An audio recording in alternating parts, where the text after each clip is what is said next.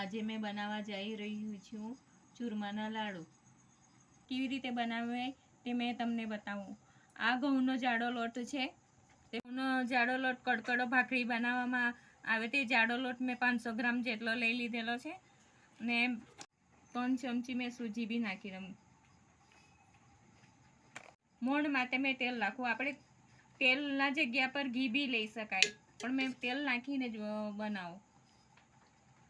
4 ચમચી ભરીને, મોટી ચમચી ભરીને મેં તેલ નાખી દીધું છે. તો અને તેલને લોટના અંદર સરસ રીતે મિક્સ કરી દેમ. પડે તેવી રીતે મેં એટલું તેલ નાખી દીધું છે. એમાં આવી રીતે મુઠ્ઠી વળવી જોઈએ લોટના અંદર. હવે મેં પાણીની મદદથી લોટને બાંધી દઉં. પાણી માપનો અનુસાર જ નાખવાનું.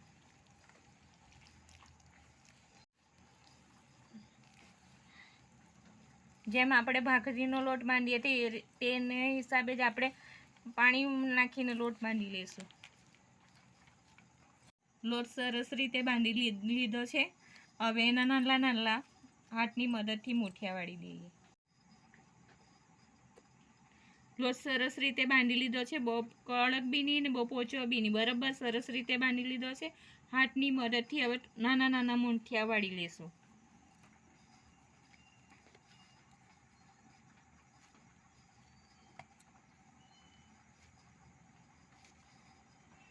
આવી રીતે નાના નાના મુઠિયા વાળી લઈએ. એક બીજી મુઠ્ઠી વાળીને બતાવો. આવી રીતે સરસ રીતે નાના નાના મુઠિયા વાળી લઈએ. હવે આવી રીતે બધા મેં મુઠિયા સરસ રીતે વાળી લઉં. બધા મુઠિયા મેં વાળી લીધા છે. હવે આવી રીતે નાના નાના કરીને હવે આપણે તેલ ગરમ કરવા મૂકીને તળી લઈએ. અને તળવા માટે તેલ ગરમ કરી લીધું છે. હવે મેં મુઠિયા ગેસની ફ્લેમ ધીમી કરીને મુઠિયા તળવા માટે મૂકી દઉં.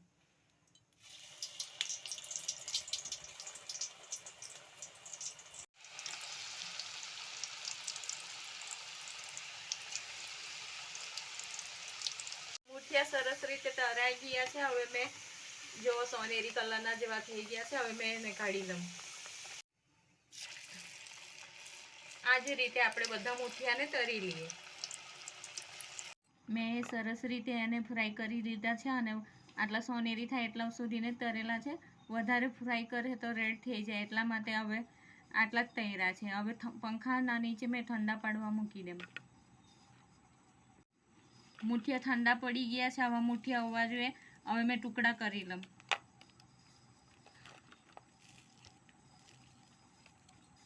આવી રીતે બધા મુઠિયાને મેં ટુકડા કરી લઉં અને પછી મિક્સરની જારમાં મેં પીસી લઉં. મિક્સરની જારમાં નાખીને પીસી લઉં. જો આ સરસ રીતે પીસાઈ ગયું છે. બહુ જાડું બી નહીં, બહુ ઝીણું બી, મીડિયમ પીસી લીધેલું છે. એને ચારવાની પડે. બહુ જાડું પીસે તો એને પછી ચારવા પડે. સરસ રીતે પીસી લીધું છે. આવી જ રીતે બીજા બી મેં બધું પીસી લઉં.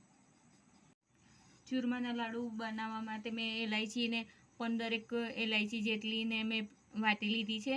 મગજતરી બી મેં લઈ લીધી છે અને બદામના નાના નાના ટુકડા કરી લીધા છે અને ઘી લઈ લીધું છે. તો હવે બદામ ફ્રાય કરી લઈએ. આપણે કઢાઈ લઈ લીધું છે. એમાં મેં 50 ગ્રામ જેટલું ઘી નાખી દઉં. ઘી ગરમ થઈ જાય એટલે બદામને ફ્રાય કરી લઉં. તમે કોઈ બી ડ્રાયફ્રૂટ લઈ શકો છો. કાજુ, બદામ, પિસ્તા, દ્રાક્ષ, કોપરું બી નાખી શકાય, પણ મેં કોપરું નથી નાખવાનું. ઘણા સમય માટે રાખવાનું છે લાડવામાં, એટલે મેં નાખતી નથી કોપરું. પેલું છે એટલે મેં બદામ ફ્રાય કરી લઉં.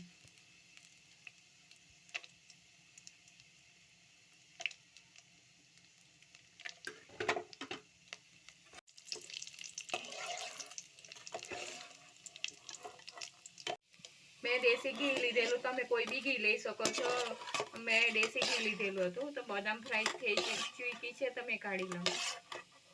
ચૂક્યું છે. મેં 750 ગ્રામ જેટલું ગોળ નાખી દઉં. 500 ગ્રામ ઘઉંનો લોટ હતો એટલે મેં 750 ગ્રામ ગોળ નાખું. તમે જેટલું મીઠું ખાતા હોય એ હિસાબે તમે ગોળ લેજો.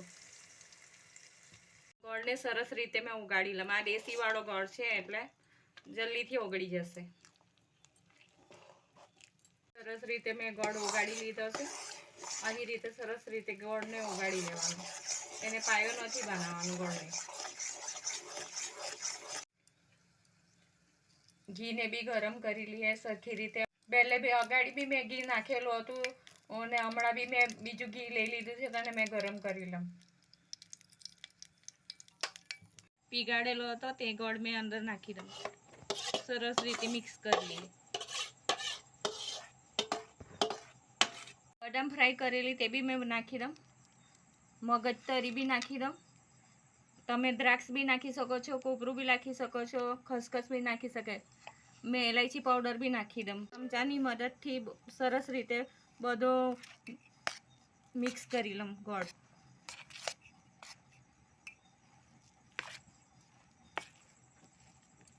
ગરમ કરેલું હતું 4 ચમચી જેટલું તે મેં અંદર ફરીથી નાખી દઉં.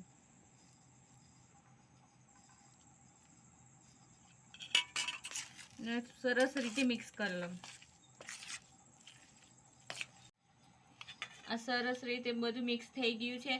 મેં એક મોડકનું મોલ લઈ લીધું છે, તેમાં મેં થોડુંક ઘી લગાવી દઉં.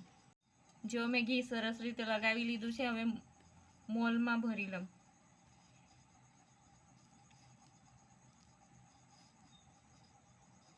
રીતે મેં ભરી લીધું છે ને બદામનો ટુકડો બી નાખી દીધું છે મોલને બંધ કરીને. સરખી રીતે બંધ કરી દીધું છે ને અમે સરસ રીતે એને ટેપ કરી દીધું છે. હવે મેં સરસ રીતે મેં મોડકનો શેપ આપી દીધો છે. આવી જ રીતે મેં 2 ટાઈપના બનાવવા, એક મોલમાં બનાવવા ને એક હાથીના મદદથી ગોલવાળા લાડવા બનાવવા. મેં મીડિયમ સાઇઝના જ લાડવા બનાવવાની છે. તમે આટલો લઈને હાથની મદદથી ગોલ ગોલ લાડુ બનાવી લો. ગોલ ગોલ લાડુ બની ગયો છે.